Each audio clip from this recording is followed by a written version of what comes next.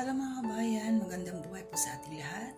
Welcome ulit sa aking YouTube channel, Annalisa Reality Vlog. Ngayon guys, katatapos ko lang pinanood yung bagong upload ni Kalinga Prab. Medyo mainit-init pa, maluha-luha pa nga ako kasi masyadong emotional yung video na to. Bibigyan ko lang kaagad ng reaction kasi sariwa pa nga sa aking isipan yung napanood ko ngayon.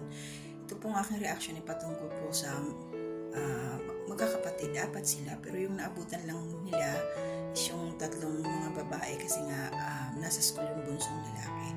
So itong mga batang to, wala na silang mga magulang guys, uli lang lubos na. Ang nag-alaga na lang sa kanila or ang kasama nila sa bahay ay ang lola nila, wala na rin silang lolo. So tatlo silang babae, isang lalaki. So ang naging problema nila guys ngayon ay syempre yung sa pagkain. Minsan nag-aaral kasi sila, ngayon hindi nakapasok kasi walang pamasahe, walang allowance. Ito po ay na-scout ulit ni shoutout po kay Kalingap Andy Kayakap. Siya po yung dating naka-scout din kila Joy Diwata na may bahay na ngayon. So may panibagong na-scout na naman siya ngayon na kawawa talaga yung mga batang ito. Kasi imagine natin, naging emotional ako guys, mga kababayan ko sa part na wala na silang magulang, walang nanay, walang tatay, sila na lang magkakapatid. Parang ang hirap ng kalagayan ng mga batang ito. Pero yun, nakakasurvive sila sa tulong ng kanilang lola. Siyempre lola, matanda na rin, hindi pa pinakita yung lola dito. Naawa ko dun sa isa si Joy, kasi ano siya, parang may sakit ba? Siyempre kulang sa pagkain. So panoorin nyo guys yung kabuuan ng video na sinasabi ko sa inyo sa channel ni Kalinga Prab sa YouTube. Nandun po yung kabuuan. Support po natin sila para mas marami pa silang matulungan ng mga nangangailangan. Naiyak ako kanina habang pinanonood yung video ni Kalinga.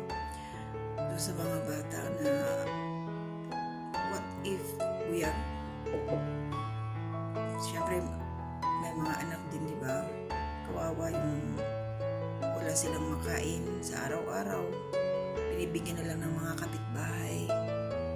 Tapos minsan natutulog walang kinakain. Ang hirap ng ganung sitwasyon, Kaya sa mga bata na kumpletong magulang, kung pakabait kayo, huwag pasaway. Kasi yung mga magulang ng mga batang to, maaga silang kinuha, may nagkasakit, puro sakit sa baga nangyari sa kanila. So yun, sana tuloy-tuloy yung maging biyaya sa magkakapatid na to. Kaya tinanong nga sila kanina kung ano yung request or wish nila na kung ano yung matutulong ng Kalingap team. So ito si Joy talaga pagkain sa araw-araw. Tapos yung isa naman, maayos yung bahay nila kasi nga tagilid na, tumutulo, sira-sira din. And then yung isa, ayun, pagkain. So binigyan din sila ng panggastos sa ngayon. So ito pala yung unang video nila na pinuntahan ng Kalingap. So alam ko marami pang darating, may susunod pa. So patuloy po tayong sumuporta sa mga ganito mga charity vlogger na umiikot talaga sila. Maraming natutulungan at nababago yung buhay. So unang hudyat, magiging maganda rin ang darating ang tamang panahon, mga inyong kayong magkakapatid na makakaraos din kayo.